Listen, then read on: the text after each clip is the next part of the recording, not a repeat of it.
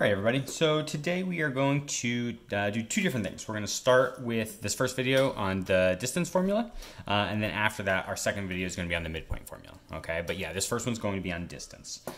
So what the distance formula is finding the amount of space or the distance from one point to another, right? Two different coordinate points given to you. So here, for example, two different coordinate points. Now, if they were just, 1 point here and 1 point here, you can literally find that by counting units, right? But when it's diagonal, you can't do that, right? We can't count those diagonal units. It's not the same thing. So we have a formula right here. Okay, so I'm gonna go ahead and show you real quick how that formula is derived. But first, let's take a look at it. So it is important that we recognize we have two different points, right? That's what the sub 1 and sub 2s represent. So this is our first point, this is our second point. So what the distance formula is this. It's d is equal to the square root of x sub 2, excuse me, x sub 2 minus x sub 1 squared plus y sub 2 minus y sub 1 squared. And yeah, I know that looks like a whole bunch, but you will get used to it as you go through this. But definitely make sure you work on memorizing this. So let me show you how it's derived. You don't fully have to remember this exactly, but I'm going to show you how that formula is derived from a combination of the Pythagorean theorem and the slope formula. Okay, so right here they already have some points labeled. So think right here, this is our 1 point, this is our second point, and we want to find the distance between these two, right? So let's think Pythagorean theorem, right? We have a triangle, it is a right triangle, so I'm going to write down a squared plus b squared is equal to c squared. Now we know the hypotenuse right here, they're saying it is d, so we're going to go ahead and write d squared instead of c. I might need more room here actually for what I'm going to write. Now, what's written here, we have, let's go ahead and say, I'm going to say this is going to be my a side, this is going to be my b side. So right here we have y2 minus y1. Well, that represents our rise, right? It's our change in y. And this would be our change in x. Think of it like when you used to find slope counting, right? Rise over run. So y sub 2 minus y sub 1 is the change in your height, okay? So that's our b value. I'm going to write that whole thing in here squared. So y2 minus y1 squared. Again, that whole side right here is our b. And then the same thing over here. This is our run, okay? Our change in x, our horizontal change. And that's going to be our a value, a side. So we get x2 minus x1. Add those two together. So this right here, square it. So now we basically did Pythagorean theorem here. This is our a squared, b squared, plus b squared is equal to our c squared, which is we're using d. So if we want to get d by itself, because again, we're trying to get to this formula, well, we're going to have to square root both sides. Okay. And when we do that, this just becomes d. I'm going to go ahead and write it on this left side so it matches with this formula. So d is equal to the square root of x2 minus x1 squared plus y2 minus y1 squared. And that literally is the formula. Like we just derived it from using Pythagorean theorem and slope formula. Okay, so that's how it's figured out. Now, a lot of people, this is a mistake that people make a lot of times with the distance formula when they're first learning it, is they see this square root and they see these squares and they think, oh, okay, those are just going to cancel out, right? When you square root something that's being squared, it cancels out. But that is not the case here, and the reason for it is this plus sign, right? This right here, what happens, like say it was just this, right? So x sub 2 minus x sub 1 squared, and the whole thing's being square rooted. Here, the same thing is both being squared and square rooted, so they would cancel each other out. But this, that's not the case here, right? We don't have, this whole thing isn't being squared and square rooted. You have individual pieces being squared, and then the whole thing being square rooted. So because of this plus sign, splitting these up, they do not cancel out. So let's go ahead and see how it's applied here. I'm going to walk you through this one, and then we're going to do two problems on the following pages. So we have two different points here, right? We have x sub 1, y sub 1, x sub 2, y sub 2. Yes, you can switch these if you want to make this your second point, this your first point. Doesn't matter, okay? So here's our formula. Now we're going to go ahead and take the difference of our x's. So we have -7 minus 4 squared plus 2 minus a -3, right? So that's going to become 2 plus 3. So here we have -7 minus 4 is -11. So we'll square that right here. They actually don't. I would put one more step. That's 121. And this right here is 2 plus 3 is 5. So 5 squared is 25. So we have the square root of 121 plus 25 is 146. So we do want to make sure that this is not, we want to make sure it's simplified. So I'm going to go ahead and just break it down real quick. That would be 73. So square root of 73 times square root of 2. And yeah, okay, that is, that can't get broken down any further. There's no perfect square factors here. So square root of 146 is our final answer here. All right, so let's go ahead and move on. This next page is only midpoint, so we'll come to this in our next video. Two problems I'm going to do here are number 3 and number 4. Okay, so for number 3, it is asking us to find the distance between these 2 points, similar to what we had just done there. So I'm going to go ahead and I'm going to use the space.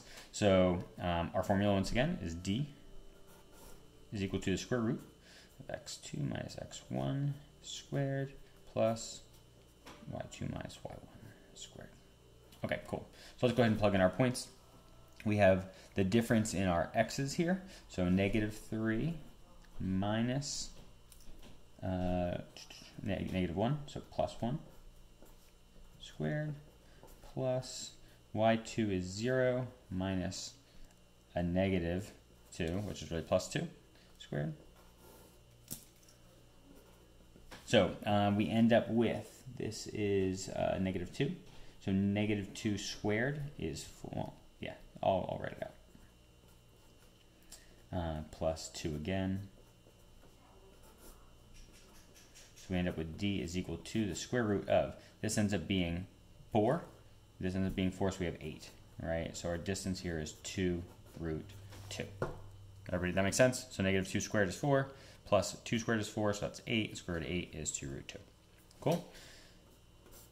All right, so let's go ahead down to this one now. So where this one was asking us for the distance between these 2 points, this one is asking us to find this missing coordinate, right? So it tells us the distance. We know that the distance between these 2 points is root 29. We want to know what the y value would have to be for these 2 points to be root 29 apart. And root 29, by the way, if we're just thinking of this physically, is about, what, like 5.5, 5.4 maybe, because it's, about halfway between 25 and 36, the 2 perfect squares.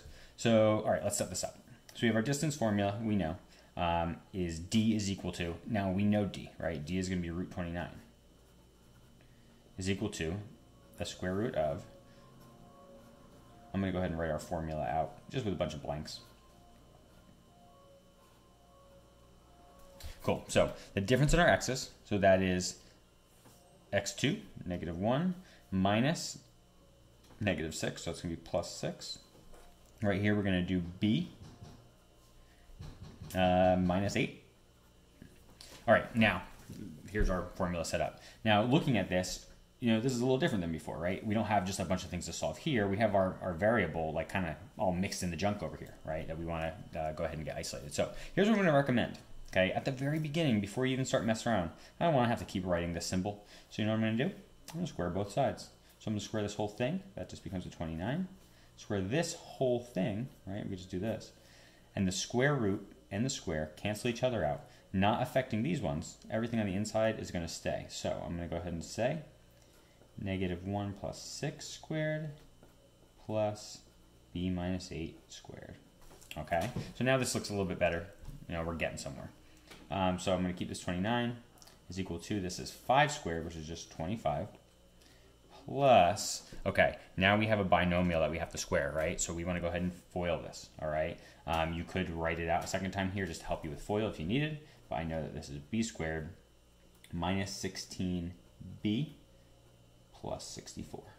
Okay, so now again, this is looking, a little bit more comfortable for us to solve. I am noticing that there's a b squared term, so I know that this is quadratic. So what I'm going to do is I'm going to go ahead and get everything on one side because I know I'm likely going to have to factor this or use a quadratic formula or something. So let's see. I'm going to combine the. Actually, you know what? I'm going to move this 29 over because I know this will make negative 4, and then I can take that away from this. So this is 0 is equal to negative 4. Plus 64 is 60. So I'll put my 60 there. And b squared comes down, as does the negative 16b. So yeah, if you want to check that, you can also add these two together and subtract the 29 away. So this becomes a positive 60. All right, so I'm going to bring this up, and that is the piece that we want to factor. 0 is equal to b squared minus 16b. And while I'm looking at this, I'm seeing that we have to multiply to positive 60, but add to negative 16. So both my factors have to be negative, and right away I'm seeing 16 and 10. So we end up with b minus 6, b minus 10. So our answers here when we use the zero product property are b equals 6, b equals 10. Now we have two different answers here, and that could be a little bit weird, right? So we have our y value, in this case, is both 6 and 10. Now I did draw a little demonstration to help understand why this can be. So let me put that right here.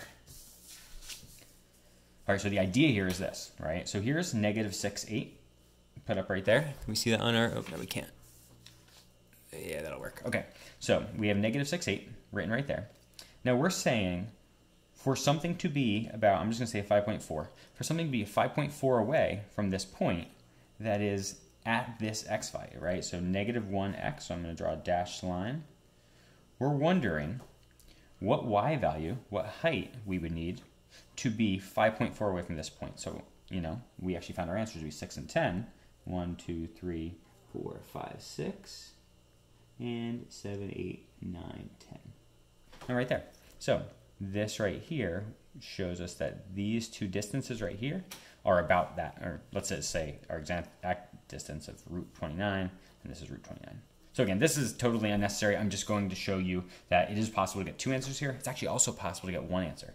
Say that the distance is actually this exact amount right here, straight across. Say this was root 29, we actually end up with only one answer as opposed to two. So it's possible to get one answer on these or two answers. So there you go. Next video, we will do a couple of midpoint problems.